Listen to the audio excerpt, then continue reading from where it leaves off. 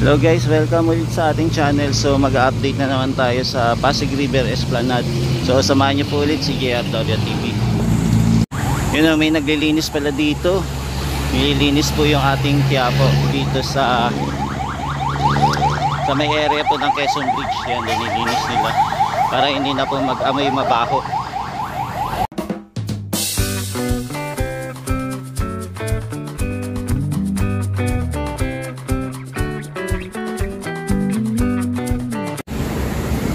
Medyo okay na dito. Okay na dito guys. Nililinis na nila. So meron po yung tangke. Ayan. So tagalinis po. Ngayon grabe. Gumaganda na po ulit yung ating Maynila dahil na din po kay Mayor Isko Moreno. Kaya salamat sa kanyang pagbabalik. So okay na naman po yung ating Maynila. Lumilinis na po. Sana tuloy-tuloy din po yung paglilinis nila dito sa area.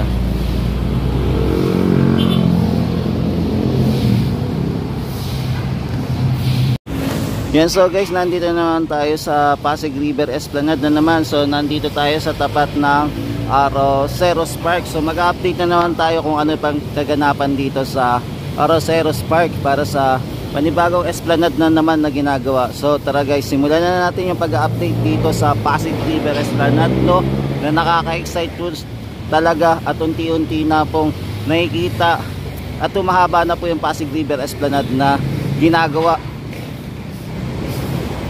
So tara, simulan na natin guys. Huwag na natin pagtalagalin ang ating pag-update dito sa Pasig River Esplanade, dito sa area po ng Arroceros Park. So let's go guys. Yan, so ito na guys yung ating mga delivery ng mga pilote. So nandito na po yung mga pilote natin. So nililipat naman po sa kabila para kukuha na naman po sila ng panibagong pilote na kukunin ulit doon po sa kanilang tambakan po, malapit po sa MacArthur Bridge. So today po pala ay July 1, 2025 na po. So ngayon pong araw na to ay nagsisimula na po ang ating mayor na si Isko para magtrabaho na po dito sa Maynila, at saka sinisimulan niya na po yung mga gawain dito, no. Ayan, katulad nito, grabe nilinis niya na po etong sulok po ng Quezon Bridge. Lininis niya na po niya. Grabe, no. Dati itong lugar na to ay madumi, kakaiba yung amoy, pero ito okay na po.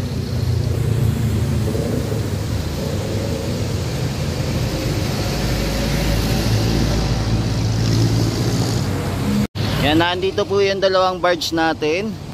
Yan, magkabilaan po, tapos may ready lang po nila para ilipat po dito sa kabilang barge. So nandito din naman po yung ating tugboat, at nandito pa rin naman po yung ating crane na ready to fight naman para magtrabaho ulit.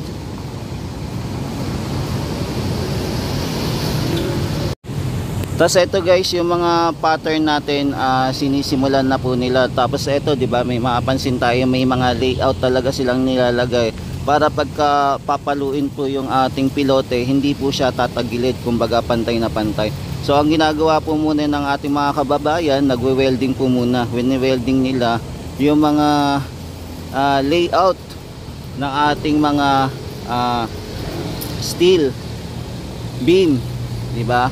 Para ito magpantay yung pilote sa mga gagawin nilang pagka ipapaluin na, no, mamartilyuhin na po yung ating mga pilote para ibaon po sa Ilog Pasig. So ito, unti-unti na po napapansin natin yung mga pilote na halos kabilaan na din po na ilagay. Ayan, no. So meron na po tayong pilote na naibaon. Isa, 1, 2, 3, 4. So may apat na piraso. So tagdadalawa po na naibaon na pilote. Tapos meron pa rin tayong supply dito ng pilote. Ayan. So inaangat-angat na po yung ating pilote, para ilipat na. So ayun po yung ginagawa nila. So ongoing yung nila dito, construction po, no, para pagandahin na po itong ating esplanade. Sana umabot po ito. Wish natin umabot po hanggang Quezon Bridge itong esplanade na ginagawa. Yan, di ba, may nakikita pa kayo doon banda na dapat po, pa rin pong gawin na esplanade na madugtong. Ayan, kaya abangan natin kung maidudugtong po hanggang Ayala Bridge. Baka kasi mayroong panibagong pace na naman yan para umabot po hanggang Ayala Bridge. Yan, so ito na po, inaangat-angat na po ito ang ating pilote. Ang taas, oh, grabe. Yan na, inaangat na po nila.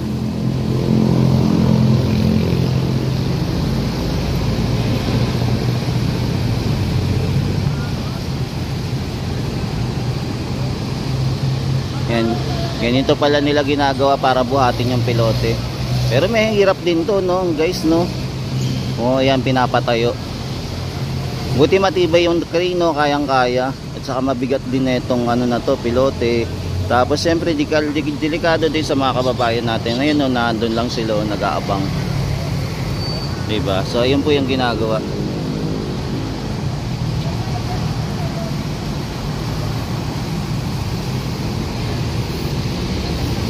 Yan, hindi po ganun kadali yung trabaho dito, kaya kailangan talaga masusing pag-iingat, 'di ba? Ayan, no, binubuhat to. 'Di bali isa lang. Hindi siya kabila ang binubuhat. Yan, so ito po yung ginagawa nila. Maaga-aga din po sila nagtrabaho ngayon. Siguro baka sabihin natin mga alas 7 pa lang nagtatrabaho na sila.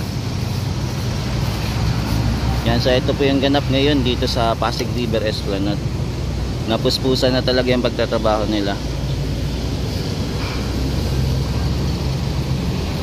Yan, so yan, pagmasdan lang po muna natin yung pagbubuhat nila ng pilote, kung saan na nila ilalagay. Ayan, mukhang iaano na talaga nila, ibabaon na sa Ilog Pasig. Ayan, ipepesto na po. Ganito pala yung paglilipat pala ng pilote, no? Medyo mahirap-hirap din pala, hindi basta-basta. Ayan, no, diba? Buti kaya ng crane, no, na babalanse pa rin po at hindi nahihirapan.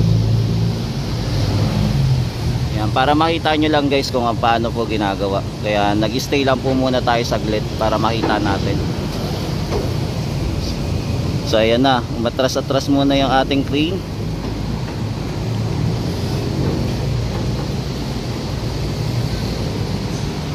Tapos saan kaya ito ilalagay? Ayan na, ipapasok na sa ano, saktong butas. Ayan, tapos inaalalayan po ng ating mga laborer, ayan, mga construction worker, para ma-eksakto doon sa butas. Ayan, medyo umuuga-uga pa. Ayan, kailangan mawala na yung, ano, yung balance, bumagal na.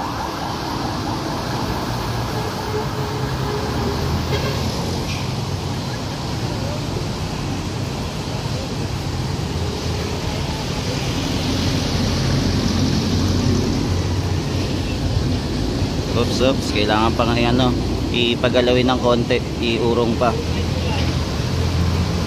Yeah, so ganito po pala yung ginagawa nila, no, para ipasok lang po yung pilote doon mismo sa layout. Ayan yung magsusupport. Ayan, nagsakto na.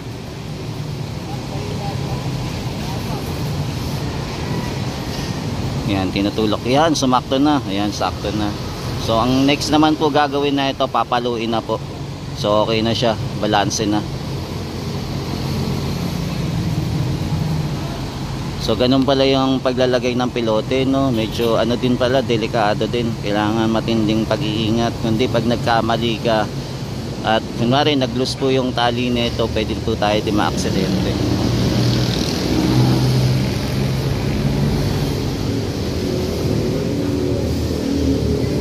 Yan, so ito muna yung quick update natin dito sa Pasig River Esplanade, dito po sa Arroceros Park. So balikan po natin ulit yung pangyayaring na to. Silipin natin kung ilan na po yung mga pilote na nailagay dito. Try kong bumalik po ulit bukas. Kaya maraming salamat guys. Ito muna yung quick update natin na dito sa area ng Arroceros Park. So lipat naman po tayo ng ibang area. Yan guys, so dito naman tayo sa kabilang side naman po ng Quezon Beach. So sisilipin naman po natin kung ano na status ng pilote na ginagawa dito. Kung mapapansin nyo po, mga tropa kids, tinatabas na po unti-unti yung mga excess na pilote pa rin, no? So naglalagay pa rin po sila ng scaffolding, pero wala pa rin po tayo nakikita na mga pile cap na inilalagay. So ito po yung ganap ngayon. Tapos itong ating boat tag, naka-park lang po muna dito naman sa area ng Loton Ferry station. So dito po muna sila nag-park. So ito po yung ganap ngayon.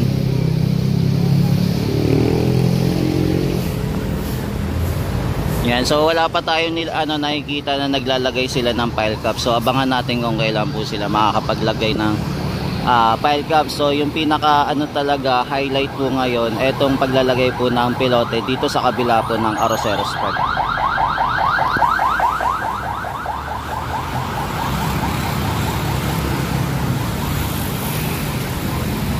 Yan, so balikan natin ito bukas kung ano pa yung mga kaganapan dito sa area ng malapit po sa LRT, yung tulay ng LRT po.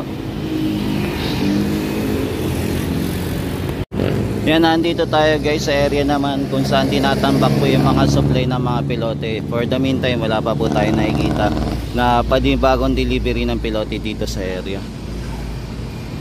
So abangan natin kung kailan po sila magdi-deliver ng panibagong pilote dito sa lugar po kung saan sila nagtatambak po ng mga supply.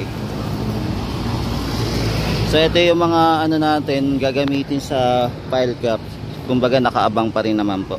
So hindi pa rin naman po siya nagagalaw. Yan, so ito muna yung quick update natin dito sa kanilang mini warehouse naman sa mga gamit na dito tinatambak po. Yan, dito naman po ay ayan, kung mapapansin natin, di ba, unti-unti na po tinitibag yung kumbaga na naabot niya na yung pinakailalim po ng lupang ito, kumbaga tumatama na po mismo sa bato. Kaya siguro hindi na din po na ibaon ng husto sa ilalim po ng ilog.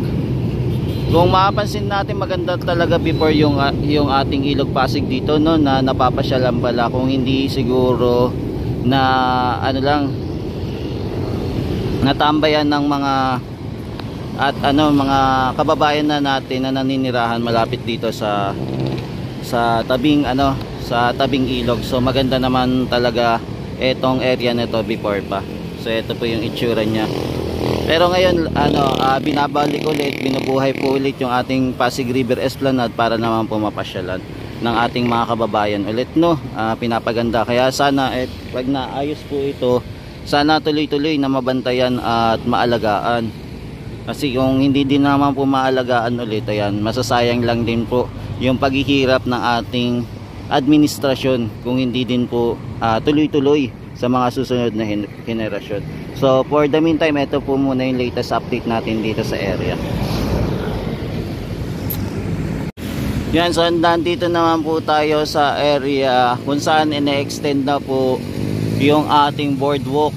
Diba, nalagyan na po kasi ng pader. So natabunan na din po ng mga bato-bato o mga lupa etong ating extended na boardwalk. So ito na yung itsura po. Pero may natitira pa rin po tayo mga pilote dito. Siguro yung pilote po na natitira dito ay gagamitin para i-extend dito. Malapit na po sa MacArthur Bridge, kaya siguro hindi pa rin po natatanggal. So abangan na lang natin guys kung kailan po ito magagamit, etong pilote na to.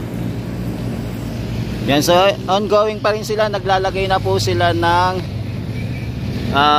steel matting. Kung mapapansin natin na yan, naglalagay na po sila ng bakal para simulan naman siguro yung next step naman po para lagyan na to ng semento naman.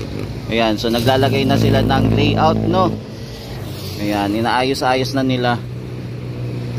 Yan, baka siguro etong gilid din ay lalagyan din po ng mga halaman. Etong gilid ng ating esplanade, diba? So magkakaroon din siguro ito ng may upuan, mga ganon. Tapos yung ating concrete railings, okay naman po, okay na. So meron na lang pong natitirang ilang baluster na ikakabit na lang po. Tapos yung ating mga lamppost pa rin po, waiting pa rin po, nag-aabang kung kailan din po ito ikakabit para matesting din po kung kung gagana na din po yung ilaw. So ito po yung mga ganap ngayon dito sa Pasig River Esplanade naman, malapit po sa Manila Central Post Office.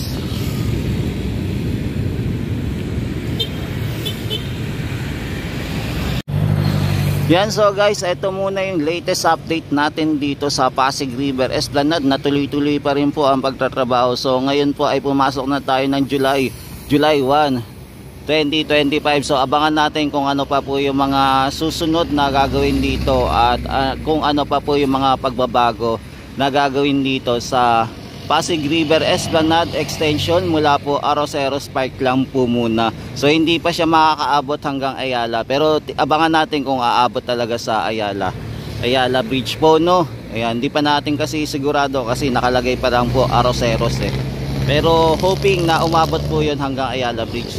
For the meantime, ito po muna yung ating latest update dito sa Pasig River Esplanade. So silipin natin kung masesimentohan na to etong area dito bukas. Yan, maraming salamat po. Hanggang sa muli. Ito po ulit si JR Doria TV, nag-update sa project dito sa Pasig River Esplanade. Yan, maraming salamat po. Ingat-ingat kayo. Mahalin natin ang Pilipinas. Thank you po.